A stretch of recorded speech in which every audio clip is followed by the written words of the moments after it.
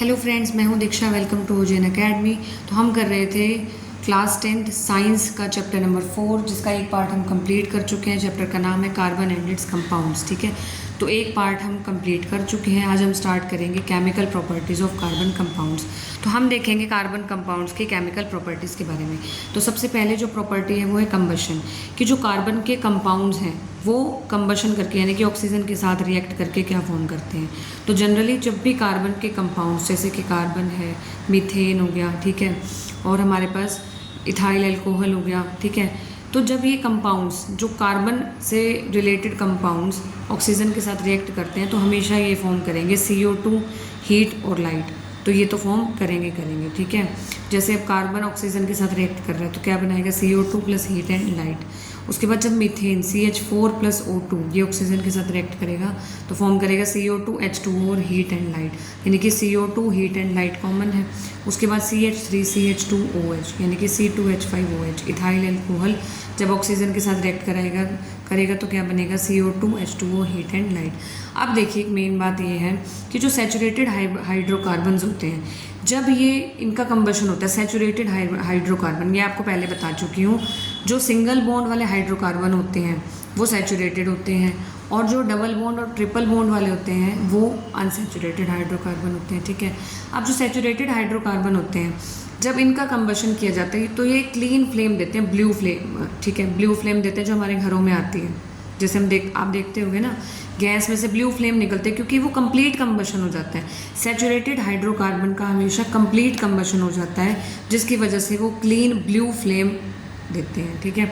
उसके बाद जो अनसैचुरेटेड हाइड्रोकार्बन होते हैं, जैसे कि डबल बॉन्ड ट्रिपल बॉन्ड वाले, ये क्या देते हैं, येलो फ्लेम देते हैं, जिसमें से बहुत सारा ब्लैक स्मोक निकल रहा होता है इनका। ये ऐसा इसलिए होता है क्योंकि इनका इनकम्प्लीट कंबशन होता है। अनसैचुरेटेड हाइड्रोकार्बन का इनकम्प्लीट कंबशन होता है और सैचुरेटेड हाइड्रोकार्बन का कंप्लीट कंबशन होता है, जिसकी वजह से वो क्लीन ब्लू फ्लेम देते हैं, और अनसैचुरेटेड जो है yellow flame with lot of black smoke देते हैं।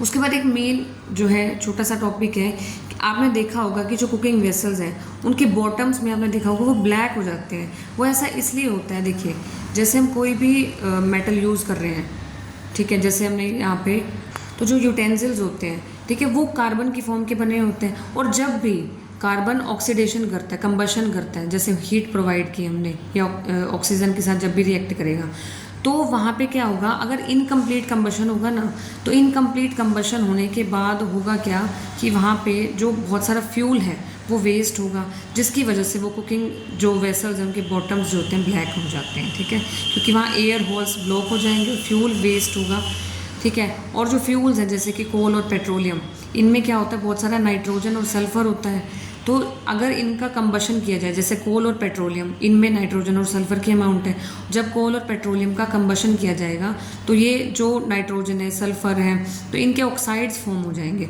तो oxides of sulphur and nitrogen, और ये क्या होते हैं, पॉल्यूटेंट्स होते हैं। इसी तरीके से जो कुकिंग वेसल्स हैं वो कार्बन फॉर्म है उसमें, जब कार्बन का जो है कंबशन किया जाएगा, ठीक है, जब कंबशन करेगा तो बहुत सारे पॉल्यूटेंट्स फॉर्म होंगे, और वो पॉल्यूटेंट्स की वजह से जो उनका बॉटम है वो क्या हो जाएगा, ब्लैक एंड हो जाएगा, ठीक है। उसके बाद देखिए, फ्लेम तो जस्ट इतना बता रखा है कि फ्लेम प्रोड्यूस होती है क्यों, कब होती है, जब कोई भी गैस या सब्सटेंस को बर्न किया जाता है ना, तब फ्लेम प्रोड्यूस होती है, ठीक है। When would and charcoal is ignited, तो जो वोलाटाइल सब्सटेंसेज हैं वो वेपराइज हो जाएंगे और फ्लेम जो है वो प्रोड्यूस हो जाएगी। सेकंड है कंबशन, हम देख चुके हैं फर्स्ट। सेकंड जो केमिकल प्रॉपर्टी है कार्बन कंपाउंड्स की वो है ऑक्सीडेशन, बहुत इंपॉर्टेंट है। इसका मतलब ये है कि कार्बन कंपाउंड्स जो है वो इजीली ऑक्सीडाइज्ड हो जाते हैं, अगर इनका कंबशन किया जाए, हीट प्रोवाइड की जाए, तो ये जो है ऑक्सीडाइज्ड हो जाते हैं। ऑक्सीडाइज का मतलब जानते हो, मतलब ऑक्सीजन का ऐड होना या फिर हाइड्रोजन का रिमूव होना। अब जैसे इथेनॉल का एग्जांपल लेके चले हैं हम, CH3 CH2OH, या तो ऐसे लिख लो या C2H5OH लिख लो। तो इथेनॉल का जब हम हीट करेंगे, इथेनॉल को जब हम कंबशन करेंगे या हीट प्रोवाइड करेंगे, और किसकी प्रेजेंस में, एल्कलाइन, ये एल्कलाइन की MnO4 है, ठीक है, या फिर एसिडिफाइड K2Cr2O7, ठीक है। तो इथेनॉल का हमें ऑक्सीडेशन करना है, इथेनॉल का ऑक्सीडेशन करना है किसकी प्रेजेंस में, अल्कलाइन की MnO4 की। ये होता है पोटेशियम परमैंगनेट या फिर एसिडिफाइड K2Cr2OH7 ये होता है पोटेशियम डाइक्रोमेट और हीट प्रोवाइड करनी है, तो इथेनॉल किस में चेंज हो जाएगा, इथेनोइक एसिड में, CH3COOH। ये रिएक्शन आपको याद करनी है, बहुत इंपॉर्टेंट है। ऑक्सीडेशन कर रहे हैं कार्बन कंपाउंड जो कि हमने इथेनॉल लिया, हीट प्रोवाइड करनी है, और एल्कलाइन KMnO4 या फिर एसिडिफाइड K2Cr2O7, ये है पोटेशियम परमैंगनेट, ये है पोटेशियम डाइक्रोमेट, इनकी प्रेजेंस में ऑक्सीडेशन करना है तो इथेनॉल चेंज हो जाएगा CH3COOH यानी कि इथेनोइक एसिड में। ये फॉर्मूला होता है इथेनोइक एसिड का, समझ में आ गया होगा ये।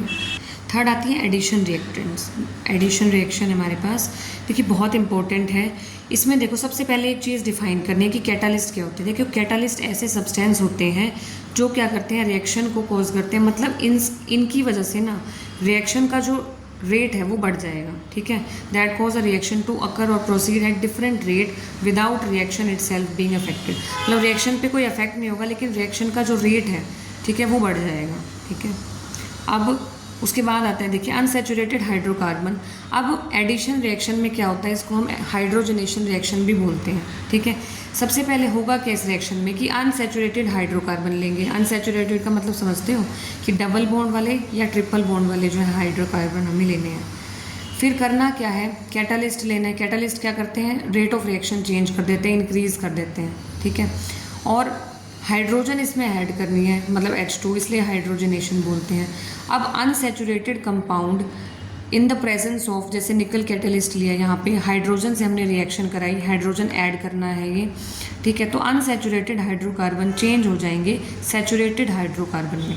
एडिशन रिएक्शन में क्या होता है, अनसैचुरेटेड हाइड्रोकार्बन लिए, जैसे C डबल बॉन्ड C लिया, यहाँ पे R है, यहाँ पे देखो H भी, हाइड्रोजन भी ले सकते हैं या कोई अदर फंक्शनल ग्रुप भी ले सकते हैं, ठीक है। तो हमेशा हाइड्रोजन ऐड करनी है। और निकल कैटलिस्ट, कैटलिस्ट हम निकल लेके चले हैं, यहाँ पे कोई और भी ले सकते हैं। कैटलिस्ट का काम होता है रिएक्शन रेट को इंक्रीज़ कर देना। अब ये जो 2 H हैं ये यहाँ पे जाके कार्बन कार्बन पे लग जाएंगे इस तरीके से। अब देखो C पे 4 R थे, मतलब कोई हाइड्रोजन भी हो सकता है, फंक्शनल ग्रुप भी हो सकता है, तो ये R यहाँ पे आ गए, और ये जो 2 H थे ये यहाँ पे आके चिपक गए C के साथ, तो यहाँ H आ गया, यहाँ H आ गया, ठीक है। अब यहाँ पे देखो डबल बॉन्ड था, यहाँ सारे क्या है, सिंगल बॉन्ड है। ये अनसैचुरेटेड हाइड्रोकार्बन था, ये सैचुरेटेड हाइड्रोकार्बन है, तो ये रिएक्शन क्या होगी, एडिशन रिएक्शन। और इस रिएक्शन का कहाँ यूज़ करते हैं, वेजिटेबल ऑयल से वनस्पति घी बनाने में। जनरली वेजिटेबल ऑयल में क्या होता है, अनसैचुरेटेड हाइड्रोकार्बन, ठीक है, उसको चेंज करते हैं वनस्पति घी बनाने में, और वनस्पति घी में क्या होता है, सैचुरेटेड हाइड्रोकार्बन, ठीक है। वैसे वेजिटेबल ऑयल जो है हेल्दी होता है खाने में, बट अनसैचुरेटेड चीज़ को सैचुरेट करके जो है लिया जाता है, क्योंकि जो सैचुरेटेड जो भी चीज़ होती है ना, सैचुरेटेड कंपाउंड्स होते हैं वो ऑक्सीडाइज नहीं होते इजीली, क्योंकि सैचुरेटेड कंपाउंड्स इजीली ऑक्सीडाइज नहीं होते, इसलिए अनसैचुरेटेड हाइड्रोकार्बन को चेंज करते हैं हाइड्रोजनेशन करके सैचुरेटेड हाइड्रोकार्बन में, ठीक है। ये बस वैसे बता रखा है कि जो एनिमल फैट्स होते हैं, एनिमल फैट्स में क्या होता है, सैचुरेटेड फैटी एसिड होता है। तो वैसे तो सैचुरेटेड हम कहते हैं कि ऑक्सीडाइज नहीं होता इजीली, सैचुरेटेड में हम चेंज करते हैं, अनसैचुरेटेड से सैचुरेट में लेके आते हैं किसी भी सब्सटेंस को, बट ये हार्मफुल होते हैं हेल्थ के लिए, ठीक है। और ऑयल्स कंटेनिंग, और जो ऑयल होते हैं वेजिटेबल ऑयल, उनमें अनसैचुरेटेड फैटी एसिड्स होते हैं जो कि चूज़ किए जाते हैं क्योंकि के लिए अच्छे होते हैं अनसैचुरेटेड, बट चेंज करते हैं सैचुरेटेड में, वो इसलिए किया जाता है क्योंकि ये ऑक्सीडाइज्ड नहीं होते इजीली, बट होते हार्मफुल हैं, ठीक है। नेक्स्ट रिएक्शन है सब्स्टिट्यूशन रिएक्शन। सब्स्टिट्यूशन रिएक्शन देखिए जल्दी से। जो सैचुरेटेड हाइड्रोकार्बन्स होते हैं, ठीक है, ये क्या होते हैं, अनरिएक्टिव होते हैं, इजीली रिएक्ट नहीं करते किसी के साथ, इनर्ट रहते हैं ये बहुत सारे रिएजेंट्स की प्रेजेंस में। लेकिन सनलाइट की प्रेजेंस में अगर क्लोरीन ऐड किया जाए हाइड्रोकार्बन्स में तो रिएक्ट कर जाते हैं सैचुरेटेड हाइड्रोकार्बन। जनरली हमने क्या कहा कि सैचुरेटेड हाइड्रोकार्बन क्या होते हैं, अनरिएक्टिव होते हैं, बट अगर सनलाइट में इन्हें छोड़ दिया जाए और क्लोरीन की प्रेजेंस हो तो ये क्या कर जाते हैं, क्लोरीन के साथ रिएक्ट कर जाते हैं। जैसे देखिए CH4 लिया, मीथेन लिया, ये क्या है हमारे पास, मीथेन, तो ये क्या है हमारे पास, मीथेन। CH4 की Cl2 से रिएक्शन करानी है, सनलाइट की प्रेजेंस है तो सनलाइट की प्रेजेंस रहेगी। अब मीथेन जो है क्लोरीन के साथ रिएक्ट करेगा सनलाइट की प्रेजेंस में, क्या बना लेगा, CH3Cl प्लस में HCl, क्योंकि 2 क्लोरीन है, एक इसके साथ चला जाएगा और एक जो है HCl बना लेगा। ये रिएक्शन होगी सनलाइट की प्रेजेंस में, बहुत इंपॉर्टेंट रिएक्शन है सब्स्टिट्यूशन रिएक्शन। फिर आता है सम इम्पॉर्टेंट कार्बन कंपाउंड्स, बहुत इंपॉर्टेंट टॉपिक है। अब हम कार्बन कंपाउंड्स जो कि बहुत इंपॉर्टेंट है उसके बारे में स्टडी करेंगे, जैसे कि इथेनॉल है और इथेनोइक एसिड है। सबसे पहले हम बात करेंगे इथेनॉल के बारे में। इथेनॉल का जो केमिकल फार्मूला होता है वो होता है मॉलिक्यूलर फार्मूला CH3CH2OH, ठीक है, या फिर C2H5OH भी लिख सकते हैं इसको। अब इसकी प्रॉपर्टीज़ क्या है देखिए, ये जो इथेनॉल है ना ये लिक्विड रहता है, रूम टेम्परेचर पे इसकी जो स्टेट रहेगी वो लिक्विड रहेगी, और इसको कॉमनली जो है अल्कोहल के नाम से जाना जाता है, और ये एक्टिव इंग्रेडिएंट का काम करता है टू ऑल अल्कोहलिक ड्रिंक्स, ठीक है। और इसको जो है मेडिसिन्स में भी यूज़ किया जाता है, सच एज टिंचर आयोडीन में यूज़ किया जाता है, और कफ सिरप्स में और मैनी टॉनिक्स में यूज़ किया जाता है। और जो इथेनॉल होता है वो सॉल्युबल होता है वाटर में, ठीक है। तो इथेनॉल क्या होता है, वाटर में सॉल्युबल होता है। अगर कंजम्पशन कर ली small quantity of dilute ethanol, अगर थोड़ा से भी इथेनॉल, डाइल्यूट इथेनॉल अगर किसी पर्सन ने कंज्यूम कर लिया तो वो ड्रंकननेस की कंडीशन हो जाएगी, ठीक है। उसके बाद आती है इथेनॉल की रिएक्शंस हमें करनी है, बहुत इंपॉर्टेंट है। पहली रिएक्शन है reaction with sodium. Ethanol sodium के साथ रिएक्ट करके क्या फॉर्म कर सकता है, ठीक है। सोडियम का जो फॉर्मूला है वो क्या होता है Na, सिंबल जो है सोडियम का जो सिंबल है वो क्या होता है Na। तो यहाँ पे 2Na लिया हमने, 2CH3CH2OH इथेनॉल, यह है इथेनॉल को हमने सोडियम के साथ रिएक्ट कराया और क्या फॉर्म करेगा ये 2CH3CH2O यहीं तक रहेगा, ये H हट जाएगा, ये H हट जाएगा, H2 जो H है वो 2 है ना, तो H2 अलग हो जाएगा और Na जो है इससे आके लग जाएगा। बस करना क्या है, ये जो 2 H है ना इनको अलग कर लेना है और जो 2 Na हैं उनको इसके साथ आके चिपका देना है, तो 2CH3CH2ONA बन जाएगा प्लस H2 बन जाएगा। तो इथेनॉल सोडियम के साथ रिएक्ट करके चेंज हो गया सोडियम इथोक्साइड में, ठीक है, और हाइड्रोजन गैस लिबरेट होगी। इस हाइड्रोजन गैस को चेक करना है तो हमने किया था ना पहले, हम क्या करते हैं, जो कैंडल होता है ना बर्निंग कैंडल, वो हाइड्रोजन गैस के पास लेके आएंगे, पॉप साउंड के साथ जो कैंडल है वो बुझ जाएगी। उसके बाद सेकेंड रिएक्शन है इथेनॉल की, reaction to give unsaturated hydrogen carbon. अब करना क्या है, इथेनॉल को हीट करना है 443 केल्विन पे, 443 केल्विन पे हीट करना है और हॉट कंसनट्रेटेड H2SO4 के साथ इसको मिक्स करना है। तो जो इथेनॉल है वो क्या किस में कन्वर्ट हो जाएगा, इथीन में कन्वर्ट हो जाएगा, ये याद रखना है।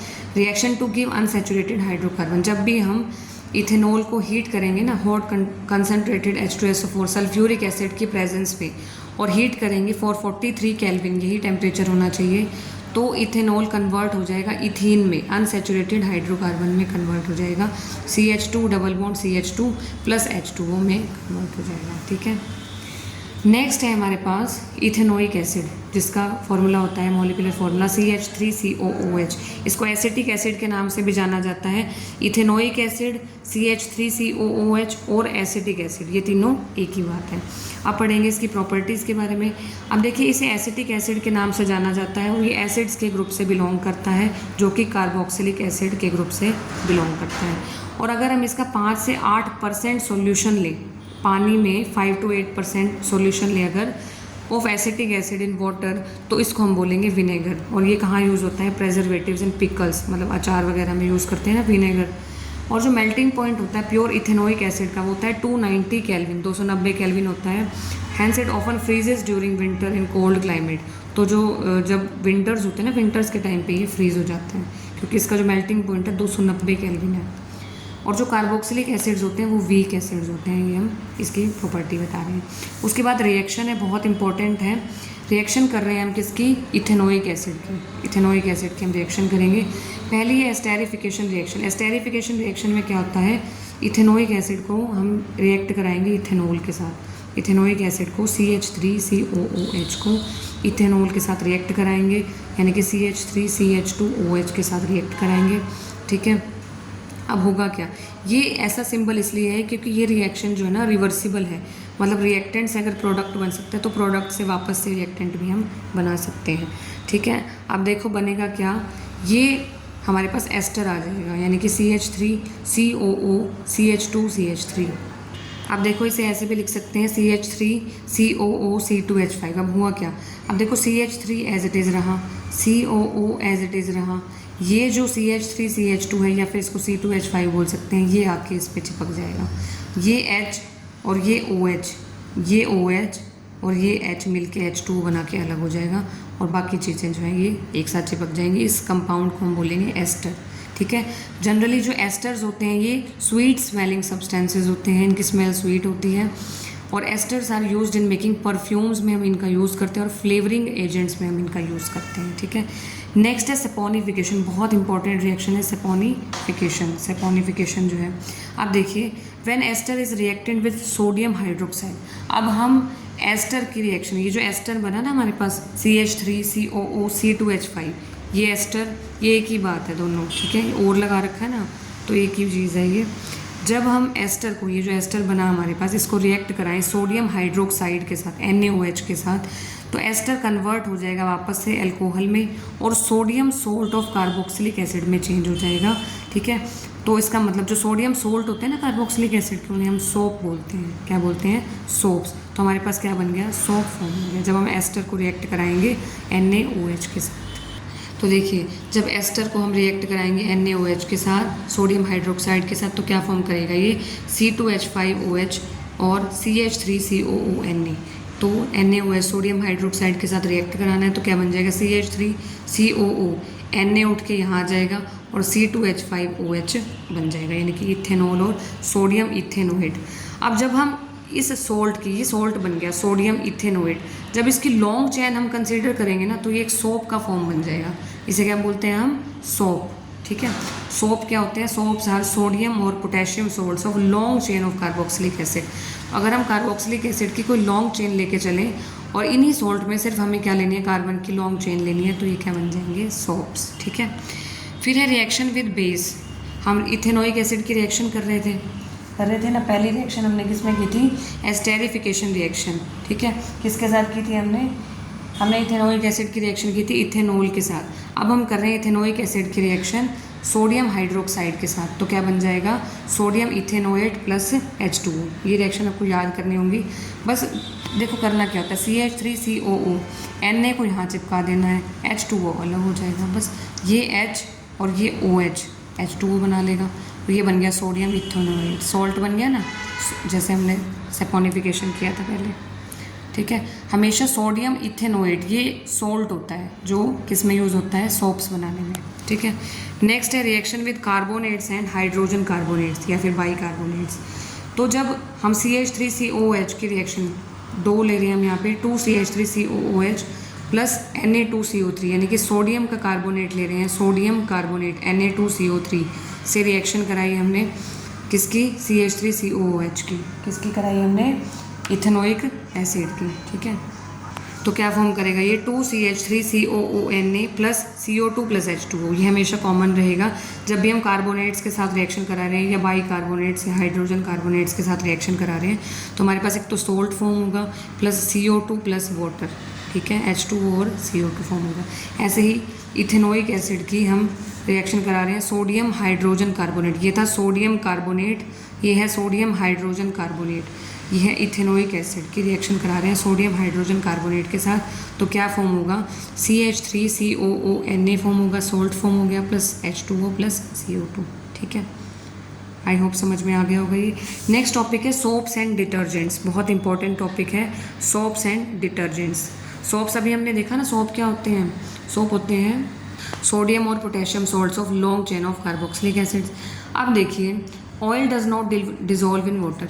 जैसे किसी की भी शर्ट पे, किसी के कपड़ों पे ऑयल का दाग लग गया, अब अगर हम वाटर से साफ़ करते हैं, पानी से साफ़ कर रहे हैं, तो वो नहीं होता ना साफ़, क्योंकि ऑयल जो है वाटर में डिजोल्व नहीं होता, ठीक है। अब जो मॉलिक्यूल्स होते हैं सोप के, हम क्या करते हैं? सोप से धोते हैं ना उसको, साबुन से। तो जो मॉलिक्यूल्स ऑफ सोप होते हैं वो क्या होते हैं? सोडियम और potassium salts of long chain of carboxylic acid. अभी हमने पढ़ा सोडियम और potassium salts of long chain of carboxylic acid, जैसे हमने किया था CH3COONa। अगर हम लॉन्ग चेन ले लें कार्बन की, तो वो किस में कन्वर्ट हो जाएगा? सोप में। किस में कन्वर्ट हो जाएगा? सोप में। क्लियर है? अब देखो होता क्या है, सोप का जो आयनिक एंड होता है, सोप का जो आयनिक एंड होता है, देखो जैसे कि एग्जाम्पल लिया, ये कार्बन की लॉन्ग चेन है, ठीक है, ये कार्बन की लॉन्ग चेन है, ये वाली CH3COONa। अब ये जो पार्ट है ये क्या है? आयनिक पार्ट होता है इसमें, ये आयनिक पार्ट है यहाँ तक। और ये क्या है सारा? ये क्या है हमारे पास? ये है कार्बन चेन। यहाँ तक क्या है हमारी, ये कार्बन चेन है, ये आयनिक पार्ट है। अब ध्यान से समझना है, ये जो आयनिक पार्ट होता है ये होता है हाइड्रोफिलिक, मतलब इसको पानी से प्यार है, ठीक है। तो ये जो है ये वाटर के साथ रिएक्ट करेगा।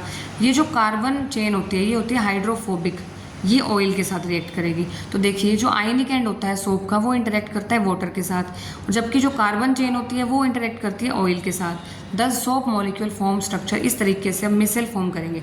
देखो जैसे आपके शर्ट पे कोई दाग है, 3D होता है ये सारा काम जो भी होता है ना। जैसे ऑयल की ड्रॉपलेट है, ये ऑयल की ड्रॉपलेट ली, ठीक है।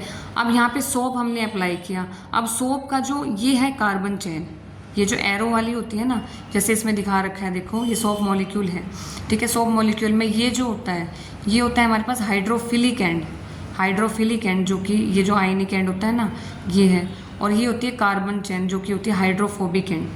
अब देखिए ध्यान से, अब होता क्या है, ऑयल ड्रॉपलेट्स के साथ मैंने बताया, ऑयल के साथ कौन सा रिएक्ट करेगा, कार्बन चेन। ये जो कार्बन चेन है ये ऑयल को पकड़ लेगी, और ये जो हमारे पास आयनिक एंड है, ये आयनिक एंड जो है वो पानी के साथ रिएक्ट कर जाएगा। इस तरीके से ये सारा इमल्शन फॉर्म कर लेंगे, और ये जो चेन है इसको खींच के डर्ट को बाहर निकाल देगी। इस तरीके से ये जो चेन है इसको पकड़ के खींच के डर्ट को बाहर निकाल देगी। इस तरीके से 3D स्ट्रक्चर है, पूरा जाल बना लेता है ऑयल ड्रॉपलेट पे। इस तरीके से इमल्शन बन जाता है। The soap molecule form structure called micelles while one end of molecule is towards the oil droplet. Carbon chain जो है वो ऑयल ड्रॉपलेट की तरफ चली गई, जो आयनिक चेन है, जो आयनिक एंड है वो आउटसाइड चला गया। This forms an emulsion in water, ये इमल्शन बना लिया इन्होंने। The soap molecule thus helps in, इस तरीके से वो डर्ट को पुल आउट करेंगे and we can wash our clothes clean. समझ में आ गया होगा। सबसे पहले ये आपको पता होना चाहिए, सोप मॉलिक्यूल में हाइड्रोफिलिक एंड होता है, ये गोल गोल दिखा रखा है, ये कार्बन चेन होती है। ये कार्बन चेन को इससे दिखा रखा है, और ये जो हाइड्रोफिलिक एंड है ये क्या होता है, आयनिक पार्ट होता है। ये रिएक्ट करता है किससे, ये रिएक्ट करता है वाटर से, और कार्बन चेन जो है ऑयल ड्रॉपलेट है, ये ऑयल ड्रॉपलेट से रिएक्ट करता है। इस तरीके से ये डर्ट को बाहर निकाल देते हैं। फिर लास्ट टॉपिक है इस चैप्टर का, डिटर्जेंट्स। अब देखिए वाइल बॉथिंग, नहाते हुए आपने ऑब्जर्व किया होगा कि जो फोम हो रही है वो बहुत डिफ़िकल्टी से फॉर्म हो रही है। फोम जो है वो बन रही है बहुत ही डिफ़िकल्टी से, और एक इनसॉल्युबल सब्सटेंस फॉर्म हो जाता है, स्कम फॉर्म हो जाता है अगर हम वाटर से वॉश करते हैं। देखो ये इसमें क्या समझाना चाह रहे हैं, देखो जो हमारे घरों में पानी आता है वो हार्डनेस, उसमें क्या होती है, हार्डनेस होती है। तो हार्डनेस की वजह से, वाटर की हार्डनेस की वजह से होता क्या है, जो सोप होता है ना, सोप में होता क्या बेसिकली, अब देखो नहाते हुए हम क्या यूज़ करते हैं, देखो पानी होगा और सोप होगा, ठीक है। अब जो सोप होता है वो किससे बना होता है, सोडियम और potassium salts of carboxylic acid उसका बना होता है। और जब वाटर जो कि हार्ड वाटर है, हार्ड वाटर में प्रेजेंट होता है कैल्शियम और मैग्नीशियम सोल्ट्स। हार्ड वाटर में क्या होता है, कैल्शियम और मैग्नीशियम सोल्ट्स। अब ये आपस में रिएक्ट कर जाते हैं जिससे कि एक स्कम फॉर्म कर देते हैं, इनसॉल्युबल सब्सटेंस, प्रेसिपिटेट फॉर्म हो जाता है, ठीक है। इसका मतलब हमें बहुत सारा सोप यूज़ करने पड़ेगा, तो जो कि सही नहीं है, इसलिए हम यूज़ करते हैं डिटर्जेंट्स। डिटर्जेंट्स क्या होते हैं, sodium salts of sulphonic acid, ठीक है। देखो एक चीज़ याद रखनी है, सोप किसका बना होता है, सोडियम और potassium salts of carboxylic acid. Water जो हार्ड वाटर होता है उसमें प्रेजेंट होता है कैल्शियम और मैग्नीशियम सोल्ट्स। जब सोप और वाटर, हार्ड वाटर रिएक्ट करते हैं तो स्कम फॉर्म कर देते हैं। बट हम क्या यूज़ करते हैं, डिटर्जेंट्स, क्योंकि डिटर्जेंट्स कम अमाउंट में जो है ज़्यादा काम करते हैं। डिटर्जेंट्स क्या होते हैं, generally sodium salts of sulphonic acids और अमोनियम सोल्ट्स विद क्लोराइड्स होते हैं या फिर ब्रोमाइड्स होते हैं, ठीक है।